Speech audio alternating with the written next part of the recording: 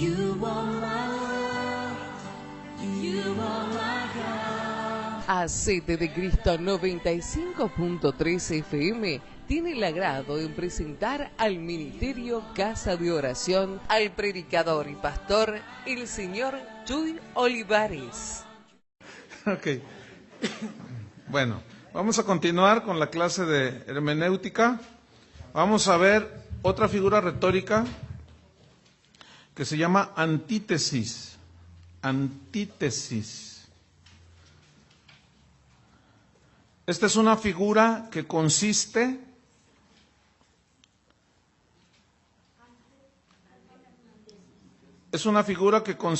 en contraponer una frase o palabra, figura que consiste en contraponer una frase o figura, o palabra, perdón, una frase o palabra a otra. Repito, antítesis, figura que consiste en contraponer una frase o palabra a otra de significado contrario. Ahorita lo explicamos. Repito, figura que consiste en contraponer una frase o palabra a otra de significado contrario. Y la mejor manera de entender esta definición es yendo a la Biblia, ¿sí? Porque está llena de este tipo de figura. Es muy interesante, ustedes se les van a hacer muy familiares, algunas que vamos a leer, y ustedes se van a dar cuenta, cuando ya la definen y todo, se van a dar cuenta de la riqueza de utilizar de cómo los escritores de la Biblia utilizaron esta figura y cómo enriquece el mensaje. Vamos a Deuteronomio 30. Deuteronomio 30, en el versículo número 15. Deuteronomio 30, 15.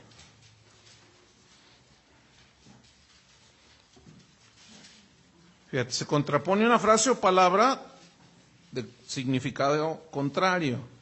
Dice, mira, yo he puesto delante de ti hoy la vida y el bien, la muerte y el mal. Ahí está la antítesis, ¿sí? ¿Cuál es? La vida y el bien, la muerte y el mal. ¿Sí? Juntas, pero es de diferente significado, así, ¿sí? Totalmente opuesto. Esa es la antítesis. La vida y el bien, la muerte y el mal. En el versículo 19 del mismo Deuteronomio, aquí encontramos una prosopopeya, fíjense ustedes, en el 19, a los cielos y a la tierra llamo por testigos hoy contra vosotros. Ahí está. La tierra así redondita, siendo testiga, ¿verdad? Con su sonrisa así grandota. ¿Y los cielos? ¿Qué cara tienen los cielos? Pues es una prosopopeya, acuérdense, ¿no? A los cielos y a la tierra llamo por testigos hoy contra vosotros, que os he puesto delante, y aquí está la antítesis, les he puesto delante de vosotros la vida y la muerte. ¿Ven? La vida y la muerte. ¿Qué más dice? La bendición y la maldición. ¿Sí? Fíjate, los he puesto delante de ti, la vida y la muerte, la bendición y la maldición. Ahora, fíjate en lo que viene a continuación, hay un verbo muy importante allí, dice, escoge pues la vida para que vivas tú y tu descendencia. Escoge la vida. ¿Por qué no dice, por qué Dios no nos obliga a hacer las cosas? Porque Dios nos dio libre voluntad y si Él nos obligara, estaría violentando la misma libertad que Él nos dio. ¿Cierto? Por eso dice, Él te anima, te sugiere, te aconseja, escoge la vida. Mira, aquí está la bendición y aquí está la maldición. Aquí está la vida, aquí está la muerte. Escoge la vida, escoge la bendición. Entonces, escoger tiene que ver con la voluntad del ser humano. Entonces, cuando nosotros hacemos decisiones malas, todavía le decimos al Señor, vienen las consecuencias y le reclamamos. Le decimos, ¿por qué? Pues, ¿por qué será? ¿Ah? ¿Quién escoge? ¿Ah? Si tú echas mentiras es porque tú escogiste. Después vienen las consecuencias de echar mentiras, ¿no es cierto? Si tú tomas algo que no es tuyo, y todavía hay cristianos que hasta oran, Señor, que no me vean. No, aunque no lo crean ustedes, de verdad. Hay cada despistado. Miren, yo estoy convencido de que ese tipo de gente no es cristiana. No son cristianos. Porque el que es nacido de nuevo tiene una naturaleza que lo lleva a hacer lo bueno. Entonces, ¿cómo un cristiano puede...? Miren, hay cristianos que oran para violar las leyes de los Estados Unidos y pasarse por el río.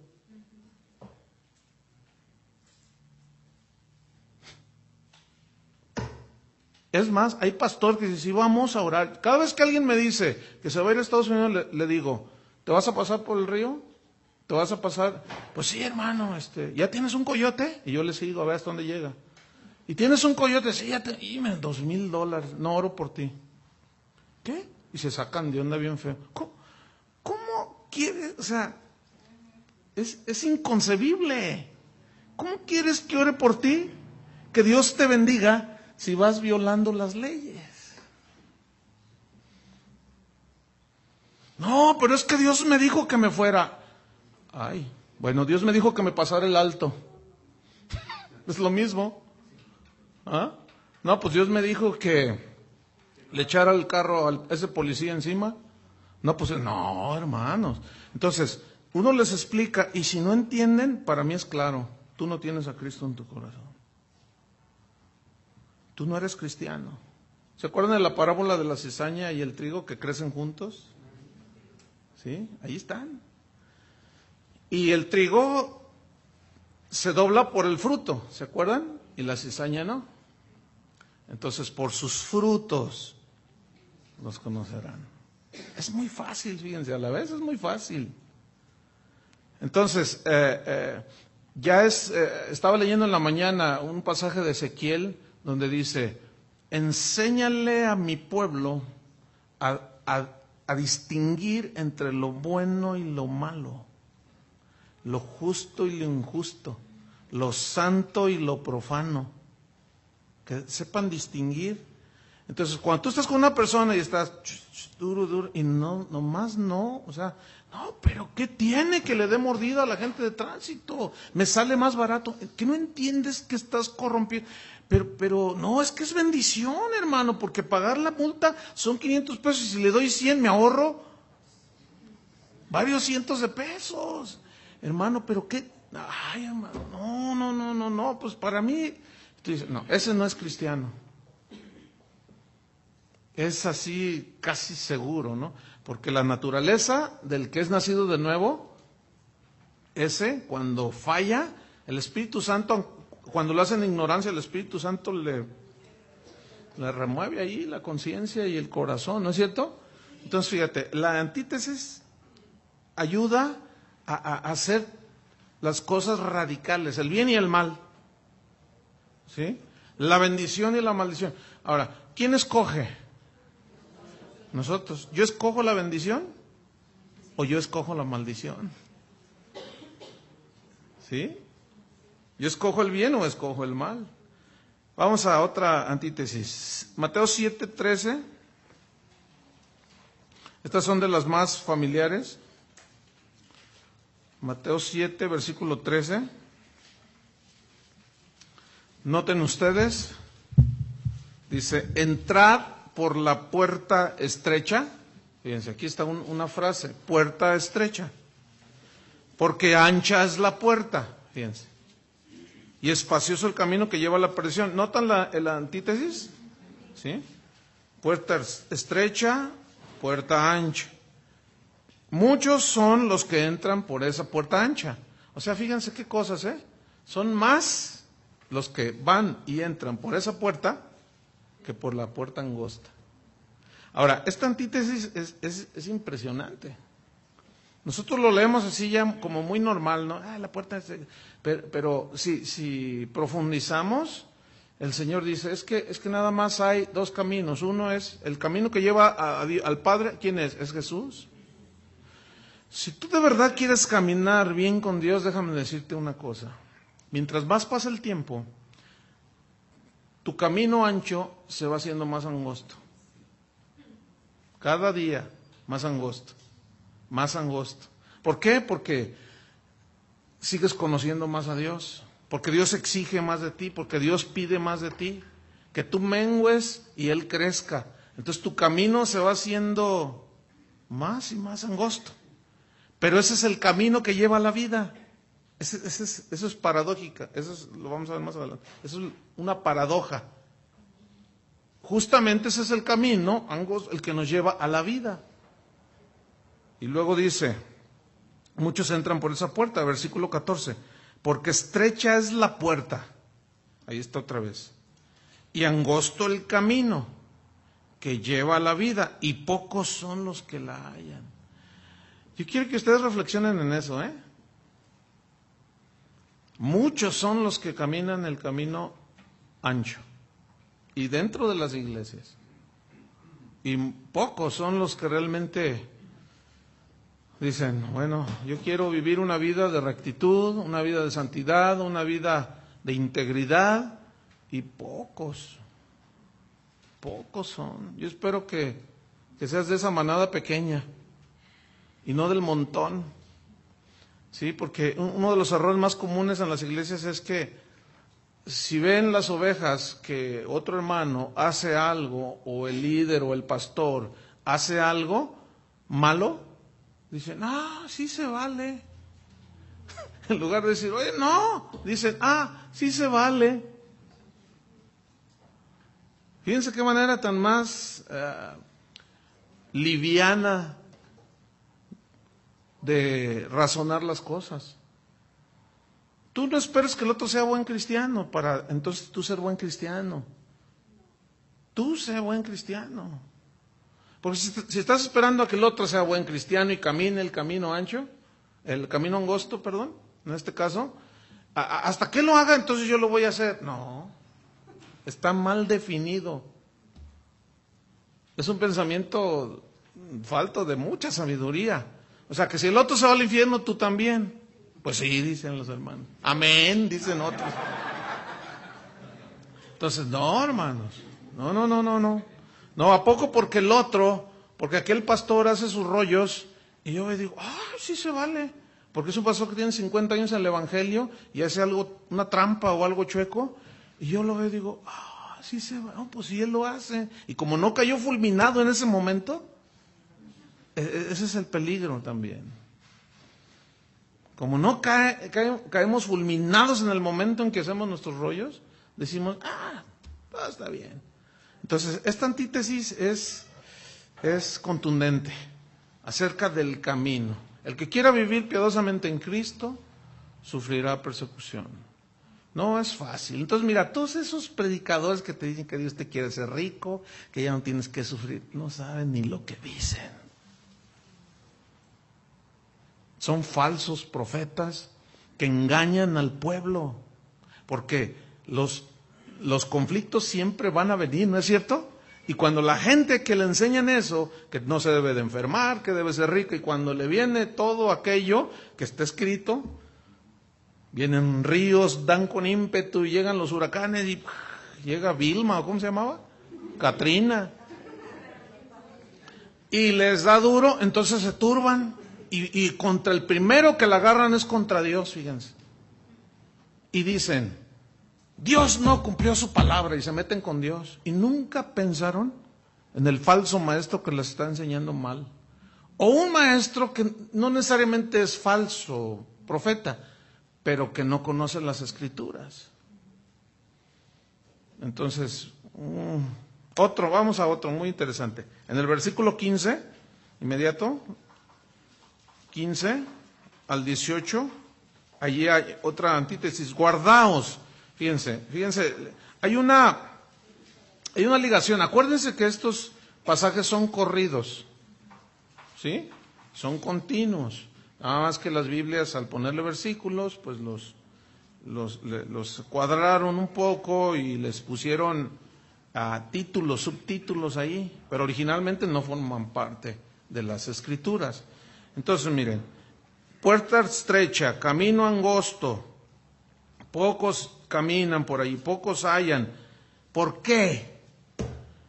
Versículo 15, lo que les estoy diciendo, guardaos de los falsos profetas, los que los hacen andar por el camino ancho. ¿Sabes cómo le llaman ahora algunos líderes cristianos el hecho de que tú quieras guardarte en santidad? Te dicen religioso, porque ellos fuman, toman, bailan, van a los antros, y dicen, no, nosotros somos libres, Cristo nos hizo libres, no somos religiosos, dicen. Y se burlan de ti porque, a mí me lo han dicho, tú eres un religioso. Bueno, pues si para ti eso es ser religioso, bueno. ¿Quién les metió eso? Un falso profeta. Fíjense, guardaos de los falsos profetas, que vienen a vosotros con vestidos de ovejas, pero por dentro son lobos rapaces. ¿Se acuerdan aquel cuento de Caperucita? ¿Sí? No hay otra manera en la cual Satanás, dice la Biblia que Satanás y sus seguidores se disfrazan como ángeles de luz. Se disfrazan. Y esa palabra se disfrazan es que ponen una apariencia que realmente no son. Es una apariencia. ¿Sí? Entonces, ¿se acuerdan de ese cuento que está ahí, no? El lobo. Y llega Caperucita inocente. Le dice, ¿y por qué tienes esos ojos tan grandes? Para verte mejor. ¿Se acuerdan? Inocente, pobrecita.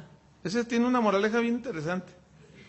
¿Y por qué tienes esas orejas tan grandes? ¿Y por qué tienes ese hocico tan grande? ¿Para qué? Y así son los falsos profetas, hermano. Y nosotros los cristianos como Caperucita Roja, ahí andamos ahí con la canastita de manzanas. Híjole, no hay que ser tan inocentes, hermanos, de verdad, de verdad.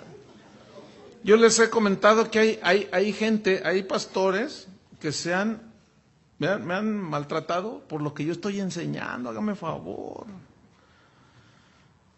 Increíble, ¿no? Pero ahí está. Pero luego yo los veo, ¿quiénes son los que están diciendo? Y no, les ves, tienen una cola de lobo impresionante.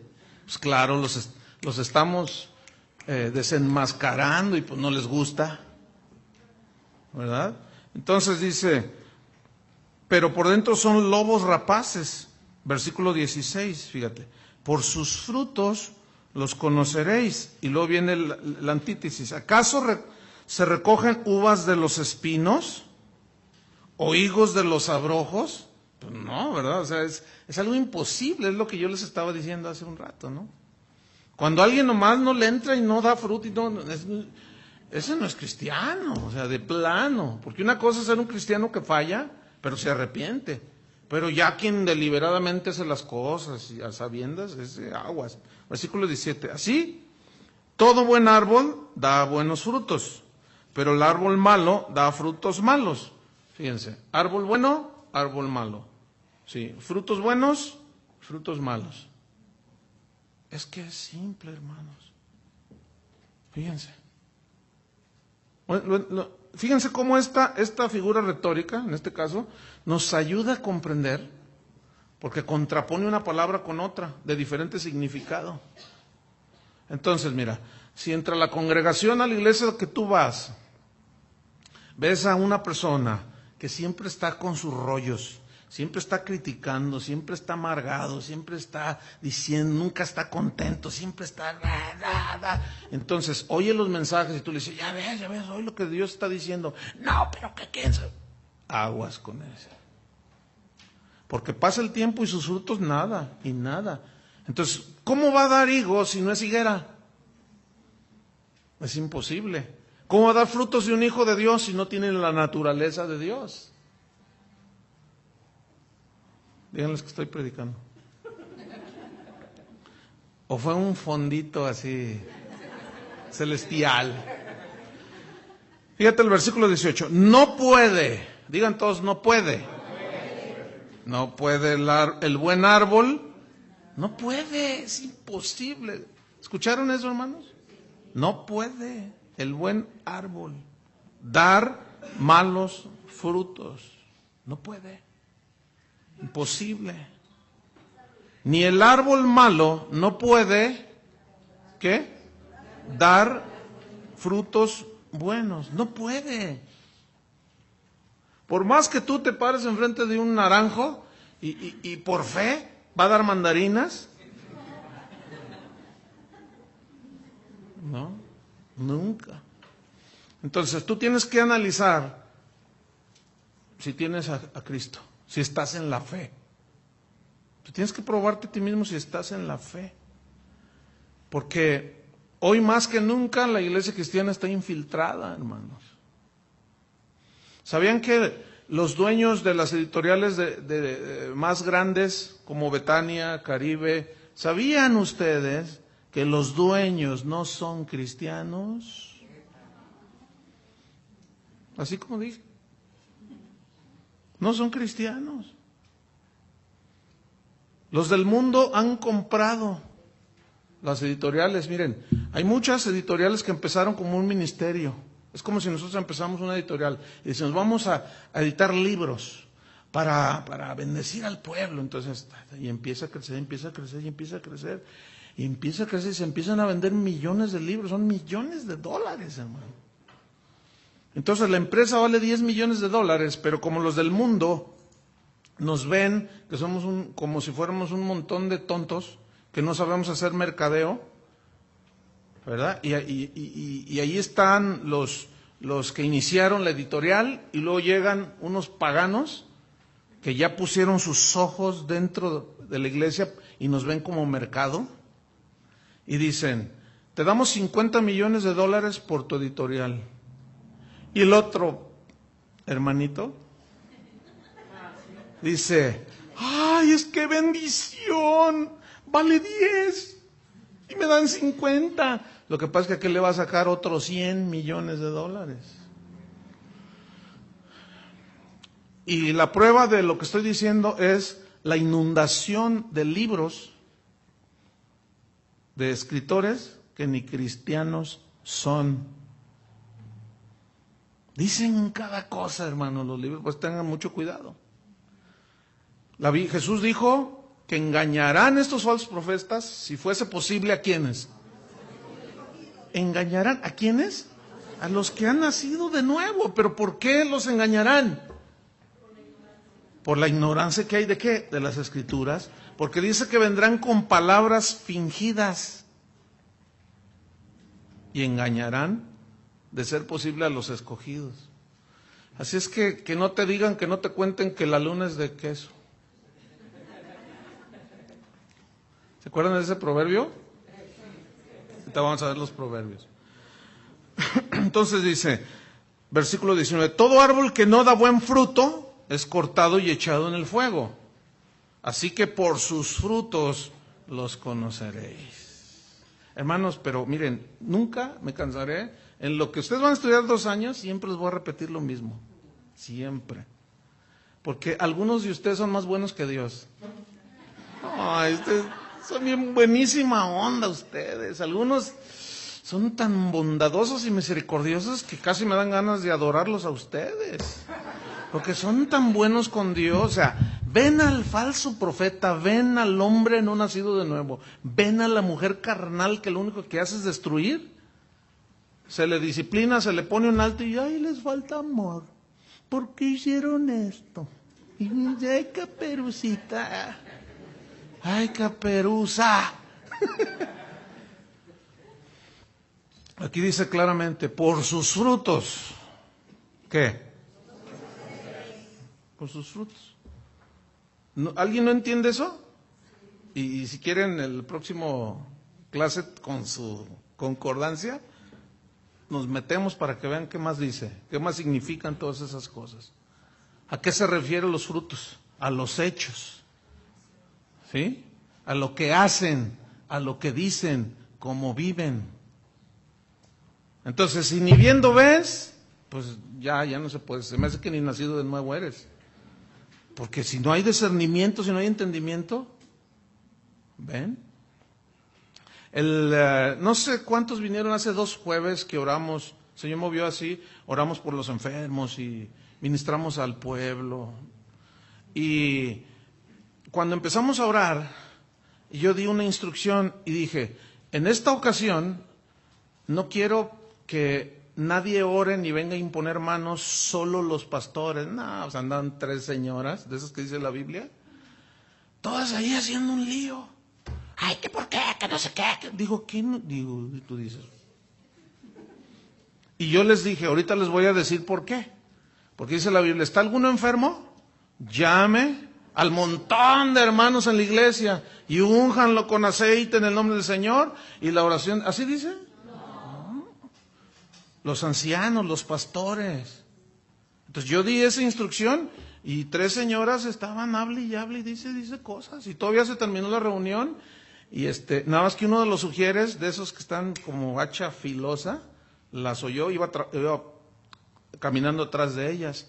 Y les dijo, oigan señoras, disculpen, ¿ustedes acaban de estar en la reunión? Sí, pero que el pastor, que no sé qué, que arbitrario, que enseñoreador, ¿por qué no nos deja orar? Dice, ¿que no entendieron la explicación?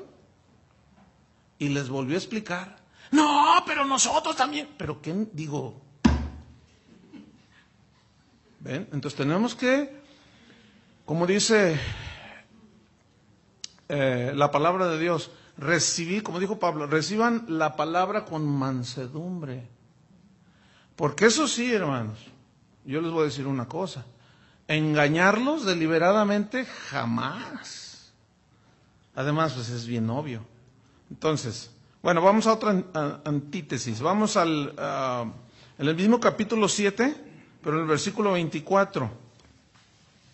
Fíjense aquí, ¿qué sermón que conocido como el Sermón del Monte? Es todo el capítulo 5, 6 y 7, que fue dado por Jesús de un solo jalón, en una sola exposición. Fíjate lo que dice en el versículo 24. Cualquiera pues que me oye estas palabras, ¿cuáles? Todas las que dijo desde el capítulo 5. ¿Sí? Cualquiera pues que me oye estas palabras, no las que va a decir, sino las que acabó de hablar. ¿Sí? Y las hace, le compararé a un hombre prudente que edificó su casa sobre la roca. Descendió lluvia, vinieron ríos, soplaron vientos, golpearon contra aquella casa y no cayó porque estaba fundada sobre la roca. Fíjense qué antítesis tan interesante, tan llena de poder. Versículo 26, pero cualquiera, ese cualquiera incluye pues a todos, ¿no? Pero cualquiera que me oye estas palabras, ¿cuáles? Las que él dijo desde el capítulo 5, las bienaventuranzas, somos la sal de la tierra, la luz del mundo, Jesús y el enojo, el adulterio, el no jurar, el amor hacia los enemigos, las ofrendas, la oración, el ayuno, háganse tesoros en el cielo, la lámpara del cuerpo, Dios y las riquezas, el afán y la ansiedad,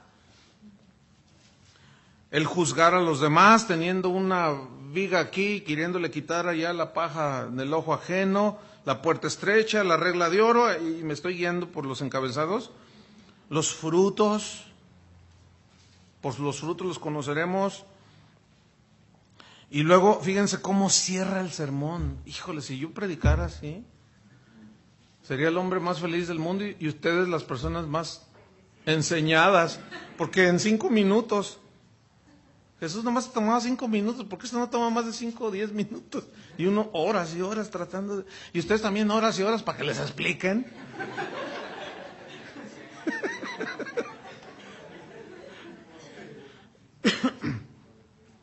Fíjense qué antítesis, versículo 26. Pero cualquiera que me oye estas palabras y no las hace, ¿cuál fue se contrapone con el que oye y hace? El que oye y no hace. Ahí está la antítesis, ¿sí? Le comparé a un hombre insensato que edificó su casa sobre la arena. Noten una cosa, los dos edificaron, los dos oyeron. Uno hizo y el otro no hizo. Fíjense la riqueza de la antítesis. Descendió lluvia, vinieron ríos y soplaron vientos y dieron con ímpetu contra aquella casa. Exactamente lo mismo que el versículo 25. Este versículo nada más, esta antítesis echa por tierra las falsas doctrinas de esos falsos maestros que el cristiano ya no debe de sufrir, que Cristo ya pagó en la cruz por nosotros, y que quién sabe qué y que no, y que si te pasa algo es porque andas mal, y que Satanás, y no sé cuánto rollo. No, hermanos, las mismas pruebas que tiene el no cristiano, las tiene el cristiano. Nada más que la vida de uno está edificada, esa es la gran diferencia. Edificada, la gente que no tiene a Dios o la persona que oye la palabra y no la hace, edifica sobre la arena. Y vienen los vientos. ¿Qué sucede cuando vienen todas las vicisitudes de la vida? Mucha gente se aleja de Dios. Viene la prueba y ya, no hay raíz y se van. No tenían fundamento, no hay solidez. ¿Por qué? Porque oían y no hacían. Y Santiago dice que debemos de ser oidores y hacedores, no solamente oidores de la palabra de Dios, porque si no, no pasa nada. Entonces tú puedes tener la cabeza llena de conocimiento, y esto es algo común que también durante todo el curso yo se los voy a estar diciendo, porque por ahí, fíjense qué cosas, ya me dieron un reportito, a alguien desde, ustedes saben que las paredes hablan, y las lámparas oyen, ¿verdad? Y ya me dijeron, oye, así, fíjense, les voy a decir tal y como me dijeron. No me dijeron quién de ustedes, así es que pues no sé ni quién. Dice, de tus alumnos que tienes en el Instituto Bíblico en la mañana, y ya cuando ese tonito yo dije, ay, me estaban reclamando. ¿A qué les estás enseñando? ¿Cómo que a qué? ¿A jugar matatena, será? No, les estoy enseñando las escrituras. Dice, porque algunos de tus alumnos que tienes en la mañana se creen la mamá de los pollitos. Y yo le dije, dime quién. No tengan miedo, no me dijo. Yo hubiera querido saber, no quiso decirme. No, pues es que llegaron allí conmigo y que a mí, dice, yo tengo de maestro al pastor. Y dice, y terminando mi curso, me van a dar mi título de predicador. ¿Quién dijo eso? O sea que después de tomar el curso te vamos a dar un título de predicador. Vas a ver lo que va a decir el título, siervo inútil, va a decir.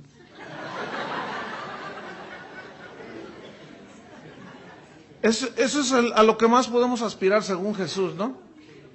Pero nos gustan los títulos, hermanos, ¿verdad? Y no tiene nada de malo, ¿verdad? De tener títulos ahí, pero no, hermano, el título no hace nada. ¿Cuántos tienen títulos de abogados y son terribles abogados? O sea, no. O sea, ustedes van a recibir su diploma y lo que ustedes quieran, pero no se van a recibir al terminar ni de pastores, ¿escucharon bien?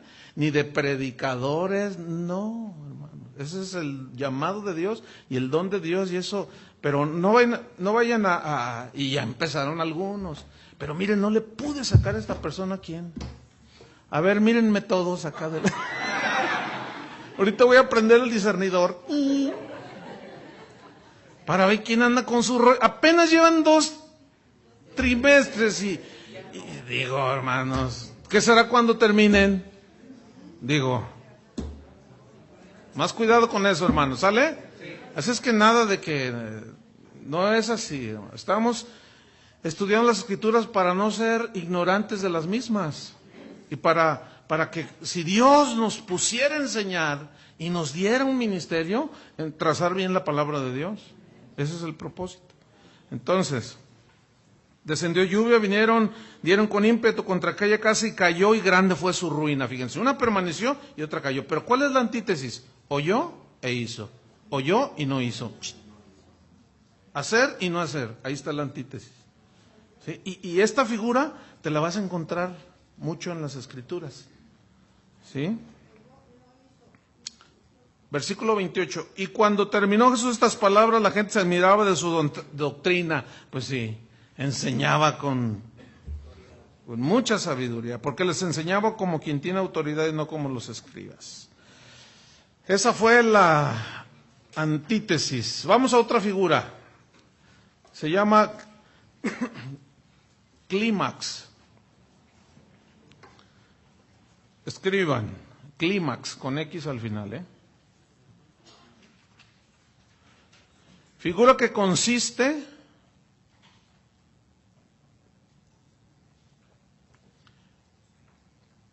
en ir ascendiendo o descendiendo el discurso. Voy a repetir, clímax. Figura que consiste en ir ascendiendo o descendiendo en el discurso. Esta es una figura también muy usada en las Escrituras, con mucha sabiduría del Espíritu Santo, porque Él les infundió el aliento. Pero uno de los pasajes donde hay un clímax impresionante es Hebreos 11. Ábranlo allí. Unas escrituras que tienen muchísima enseñanza, hermanos. Fíjate, mientras que muchos profetas de la prosperidad hoy enseñan acerca de la fe para tener palos de golf, para tener carros y casas, los antiguos usaban la fe, fíjense, para conquistar reinos, para tapar bocas de leones, para recibir a sus muertos mediante resurrección, para recibir fuerzas en medio de debilidad, Y ahora las enseñanzas de los predicadores de fe es cómo tener fe para tener unos mugrosos palos de golf, hermanos. A mí me da mucha pena eso. Y claro, pues eso apela a la carne, pues la gente le encanta. Que les enseñen a usar la fe, como la lista de Hebreos 11. Qué diferente mensaje, hermanos. ¿No es cierto? Fíjate cómo empieza. La fe es la certeza de lo que se espera, la convicción de lo que no se ve. Porque por la fe, por ella alcanzaron buen testimonio los antiguos. Por la fe entendemos haber sido constituido el universo por la palabra de Dios, de modo que lo que se ve fue hecho de lo que no se veía. Por la fe Abel ofreció a Dios más excelente sacrificio que Caín. Voy a saltar en algunos textos. Por la fe no fue traspuesto para no ver muerte, y fue traspuesto y tuvo testimonio de haber agradado a Dios.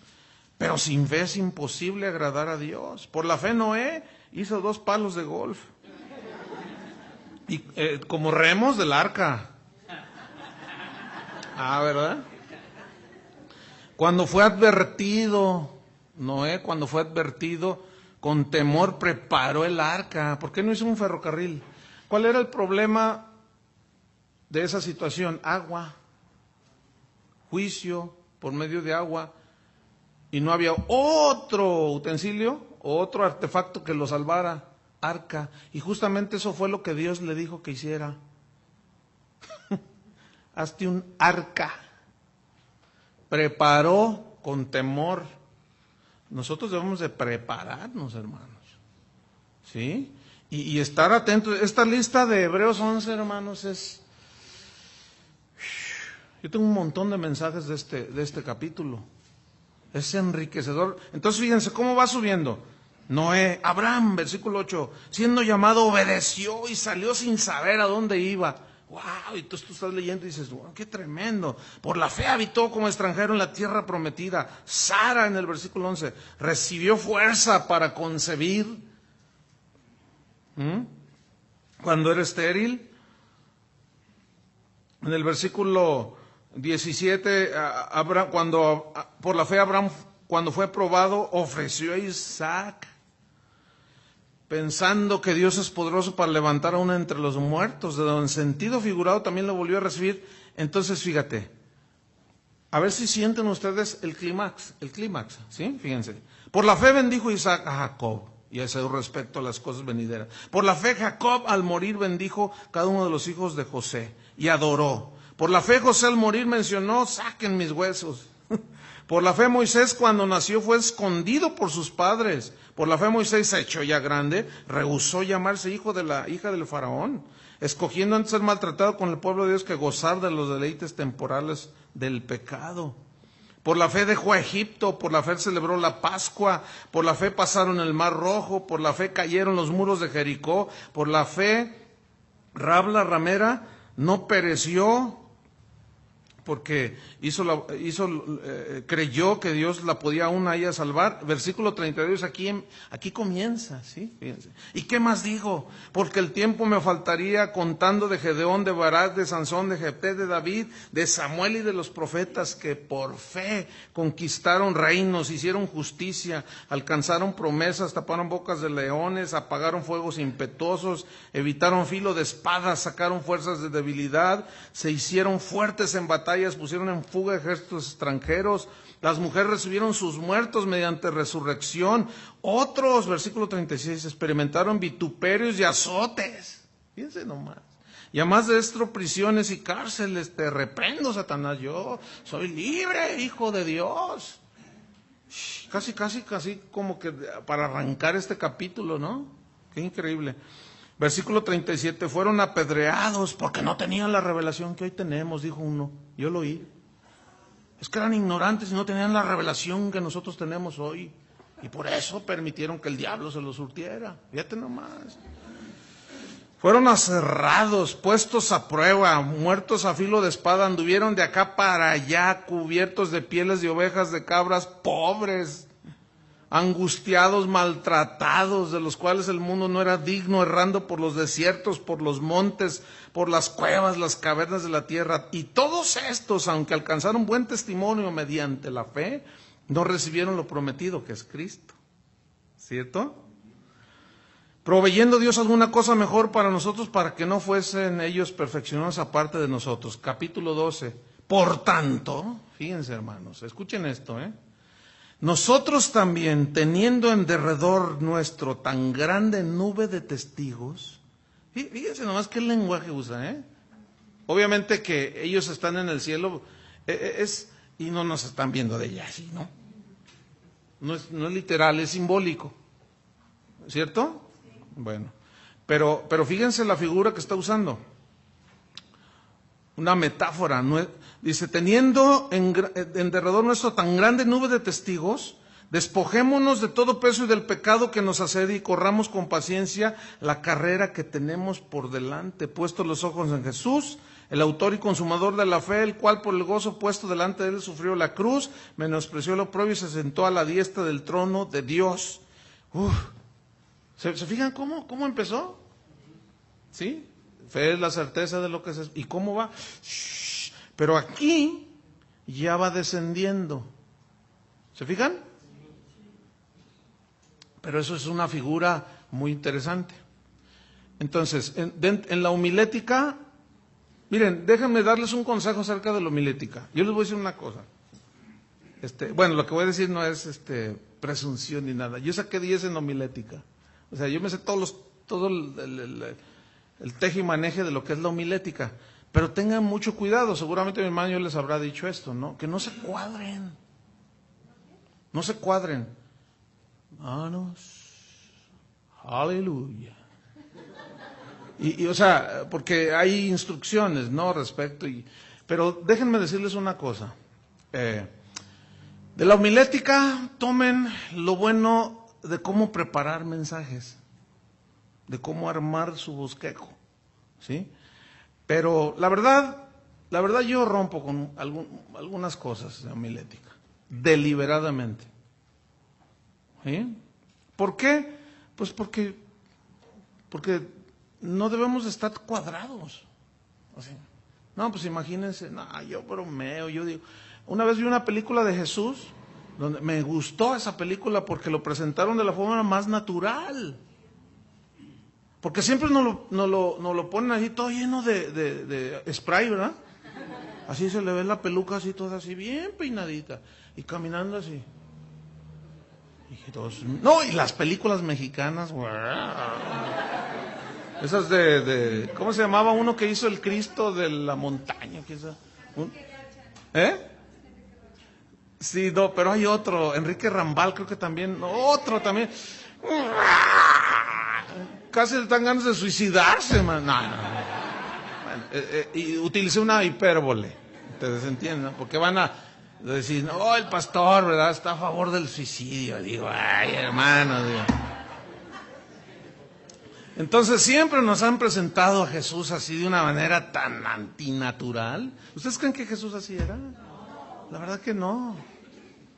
Entonces todo eso viene del Renacimiento. Los pintores, los poetas, empezaron a poner un Cristo bien subliminal, así que no se despeinaba. Hijitos míos, yo les digo, bienaventurados son los pobres. Bienaventurados. ¡Ah! ¿Ustedes creen que hablaba así? No, hombre. Pues las mismas figuras retóricas nos dicen que no. Generación de víboras, les dijo. Qué homilético. Y entonces, para no ser tan cuadrados, sí, porque pues si tú lees los libros de homilética, pues que no debes de golpear el púlpito y que no debes de cruzar los brazos y que no debes de rascarte y que... Pues si me da comezón, ¿cómo no me voy a rascar? Digo, por el amor de Dios. Entonces, bueno, pues hay que tomar lo bueno y tratar de armar la cosa bien y predicar mejor, ¿no es cierto? Entonces, bueno, entonces fíjense cómo esta figura se va de menos a más. Alcanza su clímax cuando leemos aquí, ¿y qué más digo?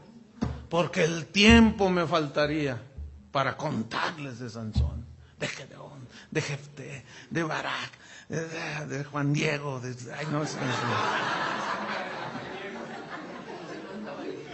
ese no andaba allí todavía. Esa fue una ironía.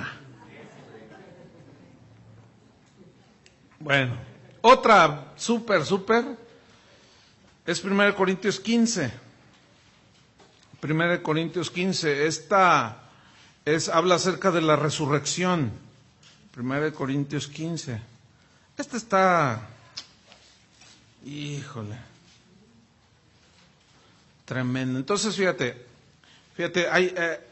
yo tengo muchos amigos, obviamente, ¿no? Y he escuchado a 20,000 predicadores, ¿no? Pero a mí me cuesta mucho trabajo escuchar a alguien que parece metralladora. Porque el Señor y el ha dicho y anda el Señor y se están toda la hora.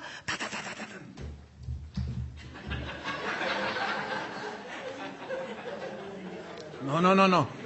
Fíjate, las mismas figuras retóricas te hablan. El clímax, como empiezas de menos, llegas a más, bajas, vuelves a subir. O sea, y ahí es donde la homilética, bueno, te dice, no, tienes que modular la voz, tienes que dar énfasis cuando es la frase de impacto. Todo ese asunto, ¿no? Entonces, porque conozco a una predicadora que es, miren hermanos, como yo no tengo mucha libertad con ella, porque la he visto, hemos coincidido como oradores varias veces, pero no hay, no me siento con la libertad para decirle, pues. Si hubiera un poco más de confianza, yo sí le diría, ¿sabes una cosa? Te voy a dar un consejo, tómate un cursito de homilética. No, sí, y de veras, porque parece una metralleta, hermanos, y miren, la gente en lugar y podemos percibir, porque un día estábamos en un evento en Sudamérica, y ella empezó a predicar, y desde que empezó, con ustedes, Caperucita Roja. Entonces dice... 1 Corintios 12:1 y empieza así. O sea, ni siquiera dice, abran su Biblia en 1 Corintios capítulo 12, versículo 1. Vamos a hablar de los dones espirituales. O sea, le dan agarran 1 Corintios 12:1 dice que los dones son... Híjole. Entonces yo estaba junto a un maestrazo de la Biblia. Catedrático en Cristo para las Naciones en Dallas. Bueno, en ese entonces director, nomás para que se den un quemón. Y le decía, Entonces me dice, pues ese es americano, ¿no? Me dice, Chuy, habla español. Oye, Chuy, dice, ay, perdóname, señor. Chuy, me voy a salir. Pues salte, ¿a mí qué me dices? Pero yo estaba captando, dice, es que no puedo, no, ay, señor, perdóname. Yo no, tú sabes que no lo hago, pero con mala intención, pero no soporto, no puedo. Y empezó a hablar como solo. O sea, ella estaba enloqueciendo. En lugar de convertirse, estaba enloqueciendo, ¿no? Le digo, ¿qué traes? ¿Qué te pasa? Dice, es que hace cuenta que me taladran. Y luego el sonido. No prediquen así, hermano, por el amor de Dios. No. Utilicen esta figura. Vayan de menos a más, suban, bajen. Utilicen expresiones, la antítesis. Miren, después ustedes, ya con sus notas y sus grabaciones, vuelvan a escuchar. ¿Sí? Hagan sus prácticas de homilética cuando entreguen los 72,000 sermones que les dejaron. Llénenlas de figuras, allí retóricas y todo. Y ay, hermano, yo qué más quisiera, que salieran excelentes predicadores, buenos maestros de la palabra de Dios. ¿Ven? Entonces, 1 Corintios 15, bueno, allí no lo vamos a leer, habla de la resurrección de los muertos. Todo empezó porque los corintios, bueno, los falsos profetas dijeron que la resurrección que no era verdad, que no sé qué. Entonces Pablo se suelta en el capítulo 15, hablando precisamente de la resurrección, y él comienza hablando de los testigos de la resurrección, que se le apareció a 500 hermanos, y él empieza a desarrollar, versículo 12, pero si se predica de Cristo que resucitó de los muertos, ¿cómo dicen algunos entre vosotros que no hay resurrección de muertos? Porque si no hay resurrección de muertos, tampoco Cristo resucitó, y si Cristo no resucitó, vana es nuestra predicación, vana es también vuestra fe, y somos hallados falsos testigos de Cristo. Y luego sigue él, hablando en el versículo 33, no erréis, las malas conversaciones corrompen las buenas costumbres. Pero dirá alguno, ¿cómo resucitarán los muertos? Y empieza a hablar de la resurrección. Está hablando de diferentes carnes de los animales, de las aves, dice, y el cuerpo de nosotros es diferente. Entonces la resurrección de nosotros será gloriosa, será así, así, así. Pero luego en el versículo 55, ahí explota la cosa, ¿no? Después en el 54, y cuando esto corruptible se haya vestido de incorrupción y esto mortal se haya vestido de inmortalidad, entonces se cumplirá la palabra que está escrita, sorbida es la muerte en victoria. ¿Dónde? Aquí utiliza una prosopopeya. ¿Sí? ¿Dónde está, oh muerte, tu aguijón? ¿Dónde está, oh sepulcro, tu victoria? Ya que, en fin, termina allí, mas gracias sean dadas a Dios que nos da la victoria por medio de nuestro Señor Jesucristo. Así que, hermanos míos, amados, estar firmes y constantes en creer las doctrinas de la Biblia, creciendo en la obra del Señor siempre, sabiendo que vuestro trabajo en el Señor no es en vano. ¡Wow! ¡Qué sermonzazo se aventó sobre la resurrección! Otro, nos quedan unos minutos, si alcanzamos, a ver, no voy a detenerme mucho para terminar. El proverbio. Está ahí un libro, el proverbio. ¿Pero qué es un proverbio? Es un dicho común. Esa es otra figura, ¿eh? El proverbio es un dicho común que se distingue por su brevedad y energía al definir cosas. Nosotros los conocemos como refranes. Repito, el proverbio es un dicho común, breve y enérgico. Son expresiones cortas que sintetizan una enseñanza. ¿Sí? ¿Y México, que si produce proverbios? Algunos tienen mucha sabiduría, ¿eh? Son expresiones cortas que sintetizan una enseñanza. O lección de la vida. Por ejemplo, a ver, díganme un refrán mexicano.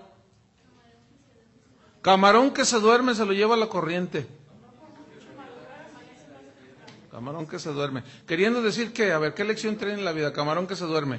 Si eres flojo, si eres, pues te lleva la corriente y pues no ¿Cuál es otra? Dime con quién andas y te diré quién eres. El que anda con lobos a aullar se enseña. De tal palo, tal astilla. Por eso han oído que yo digo el proverbio 17.820. Ahí está. Y muchos tienen sabiduría popular porque sintetizan una verdad, ¿sí? En un solo refrán y una sola expresión, una enseñanza, resaltan una enseñanza y dan sintetizan una lección de la vida, ¿sí? Tienen sabiduría. Hay otros que están, pues parecen sabios, pero agreden, ya, ahora, hay algunos que están, digamos, compaginan con la Biblia en cuanto a los conceptos, ¿sí? Esos son los proverbios. Miren, y bueno, pues vamos a los proverbios de Salomón. En el capítulo 1, versículo 2, 1:1, vamos al 1:1 hasta el 6. Los proverbios de Salomón, hijo de David, rey de Israel. Y luego fíjate, para entender sabiduría, ahí está, y doctrina. Este es el propósito de los proverbios de la Biblia. Para entender sabiduría, doctrina. El poder de la vida y la muerte están en la lengua. ¿Se acuerdan de ese? Así es que yo decido cómo me muero y cuándo. ¿Está bien interpretado ese proverbio? Por el amor de Dios. Entonces, dice, para entender sabiduría, y allí no hay sabiduría, y doctrina, para conocer razones prudentes. Estos son los propósitos de los proverbios. Para recibir consejo de prudencia, fíjense, consejo.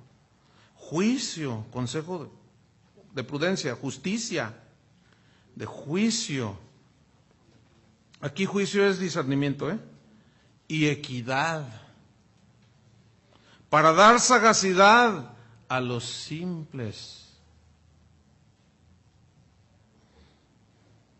Y a los jóvenes inteligencia y cordura. ¿Se acuerdan de ese que dice, te has enlazado en los dichos de tu boca? Pero ¿cuál es el contexto? ¿Salir de fiador? O sea, sí, te soy fiador. Y hay un proverbio, un refrán popular que dice, fiador, pagador. Entonces imagínense, te has enlazado con los dichos de tu boca. Entonces, voy en la carretera, no, me voy por acá porque si no me voy a voltear. Ya, te enlazaste con los dichos. No sé, hay que ser tan ignorantes, hermano. Si todo lo que decimos sucediera, imagínense. Ya serías rana, serías un sapo, serías la bella durmiente, serías el príncipe azul y quién sabe cuánto rollo. No, hermanos, hay que tener mucho cuidado con eso. Entonces, ¿qué más? A los jóvenes, inteligencia y cordura. ¿Por qué les dice inteligencia y cordura? Porque les falta. Y les falta cordura. Versículo 5. Oirá el sabio y aumentará el saber, y el entendido adquirirá consejo. Para entender proverbio y declaración, palabras de sabios y sus dichos profundos. Tremendo, ¿no? Ahora fíjense, vamos a Lucas 4:23. Bueno, podemos ver un montón de proverbios aquí, ¿no?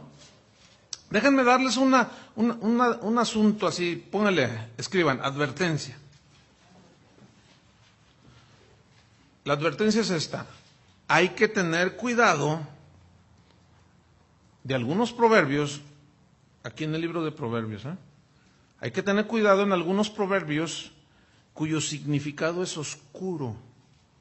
Es decir, no hay de dónde echar mano para entenderlos. ¿Por qué?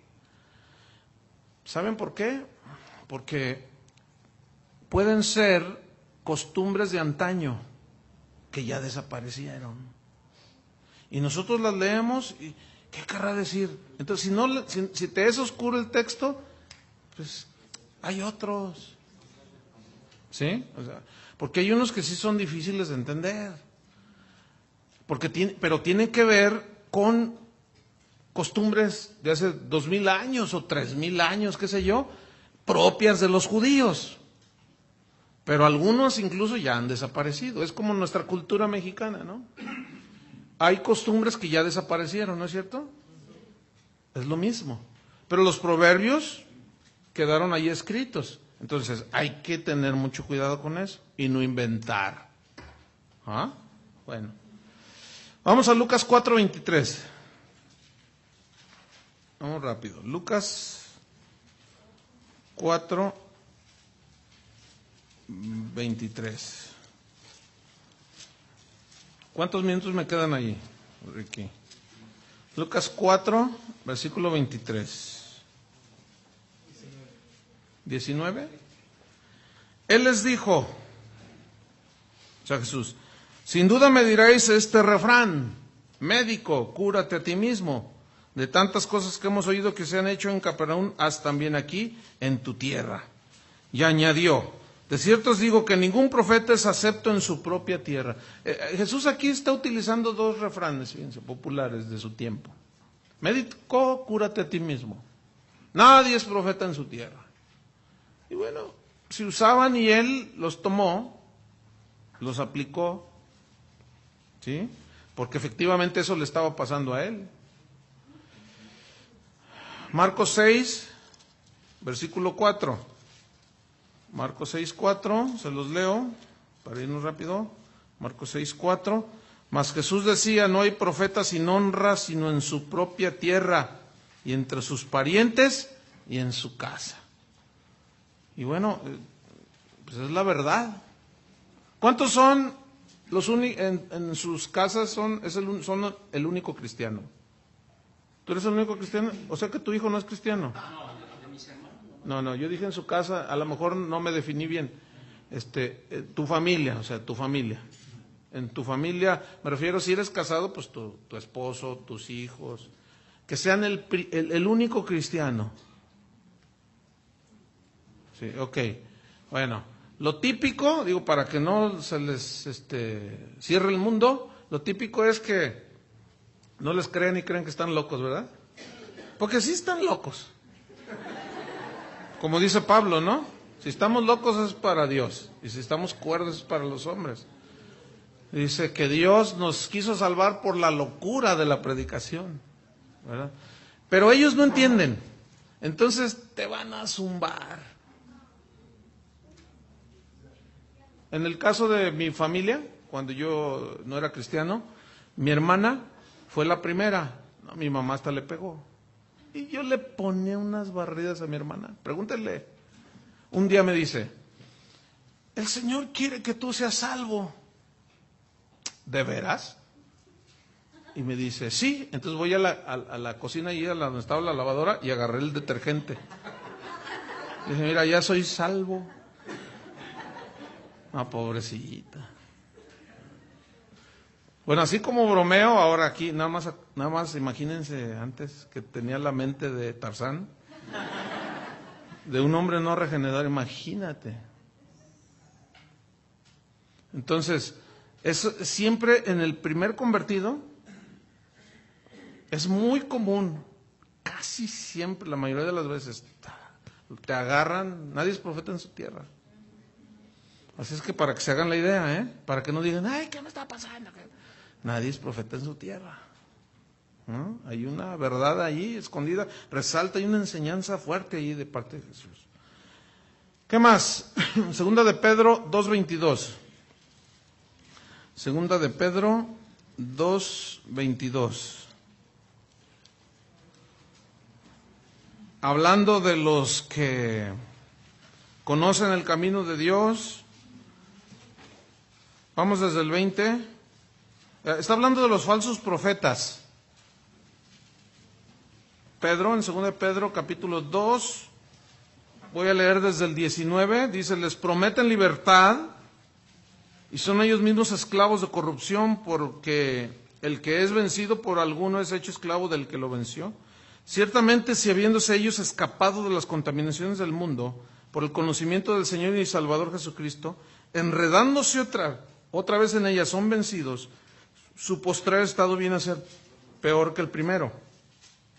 Porque mejor les hubiera sido no haber conocido el camino de la justicia, que después de haber conocido, volverse atrás del santo mandamiento que les fue dado. Pero les ha acontecido lo del verdadero proverbio.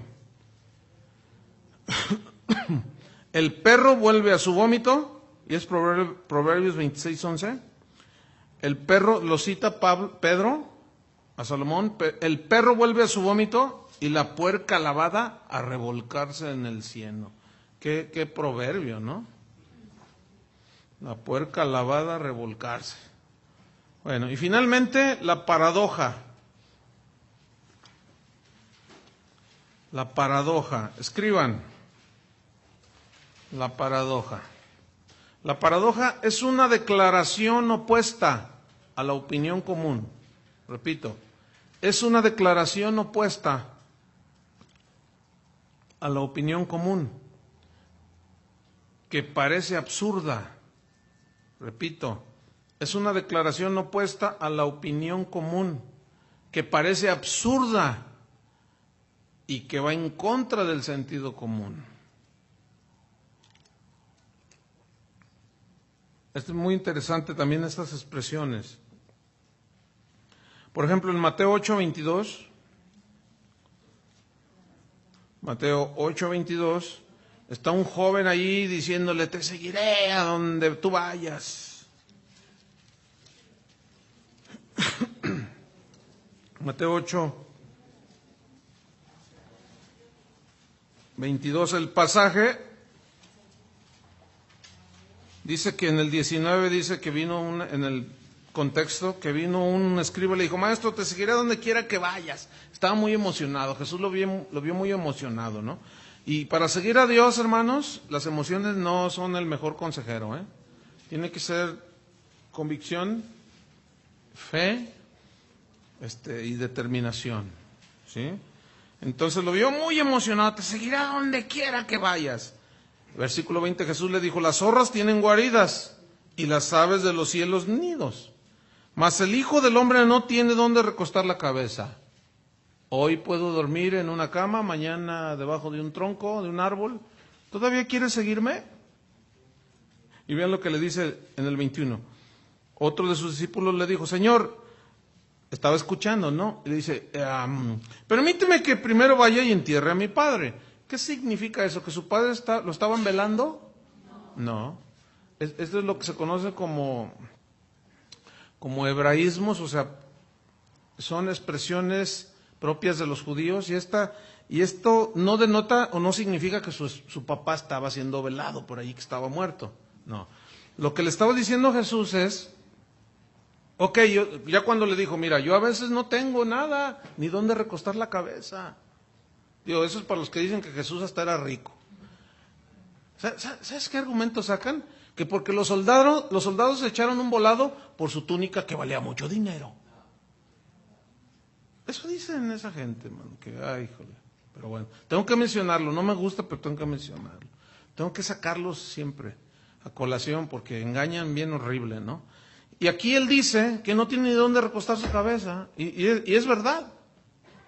Él se hizo pobre, siendo rico, y luego otra mala interpretación, para que nosotros con su pobreza fuésemos enriquecidos. ¿A qué habla? ¿Material o espiritual?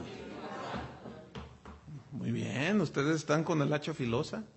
Entonces, dice, deja que primero vaya y entierre a mi padre. Mira, ok, te sigo. Ya cuando vio que la cosa no era así tan fácil y tan idealista, platónica, así como, ay, qué bonito, aleluya.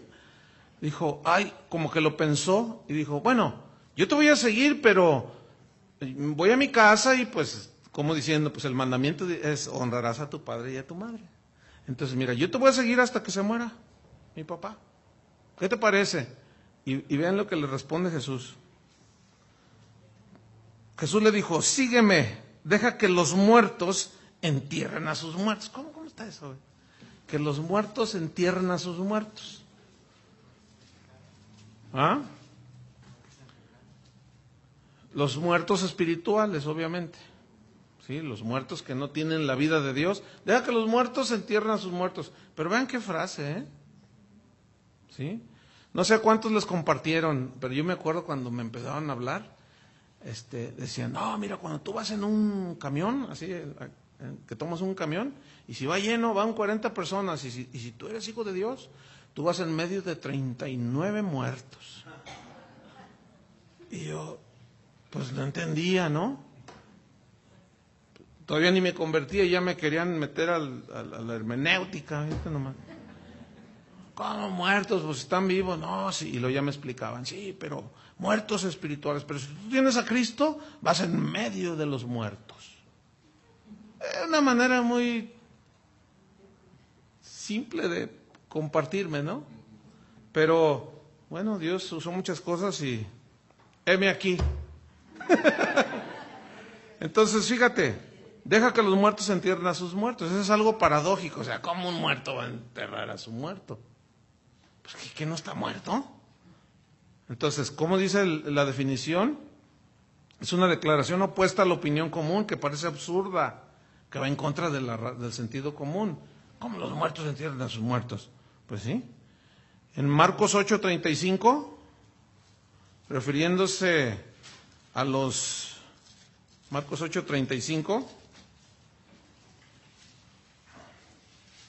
él está hablando de la cruz. Si alguno quiere venir, en el 34, en pos de mí, nieguese a sí mismo, tome su cruz y sígame, porque todo el que quiera salvar su vida la perderá. Eso es paradójico, ¿no? A ver, todo el que quiera salvar su vida.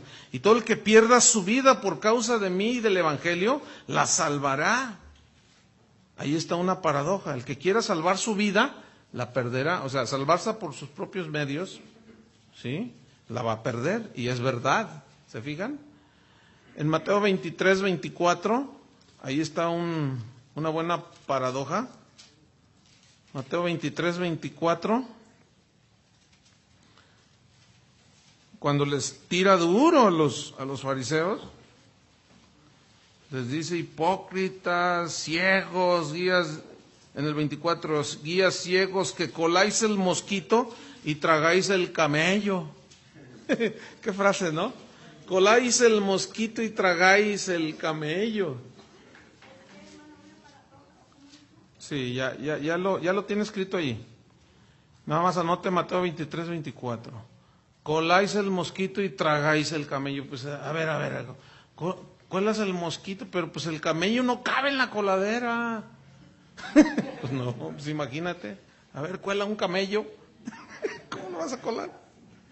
Pero son expresiones así que resaltan, ¿entienden? Todo el mensaje. Entonces, cuando ustedes lean la Biblia, se van a encontrar con muchas cosas así. Ya ustedes tienen las bases para no perderse entre el mar de doctrinas y enseñanzas raras que están ahí. Siempre vayan a la Biblia. Siempre vayan a sus notas, a lo que aprendieron y traten de filtrarlo, ¿sí? Tomando el contexto y las leyes de interpretación y las palabras figuradas, todas las expresiones que conocemos ahora como figuras retóricas, que son expresiones del habla, del lenguaje, ¿sí? Que sirven para enriquecer las verdades de lo que está diciendo o el énfasis. Entonces, aquí terminamos nuestro curso.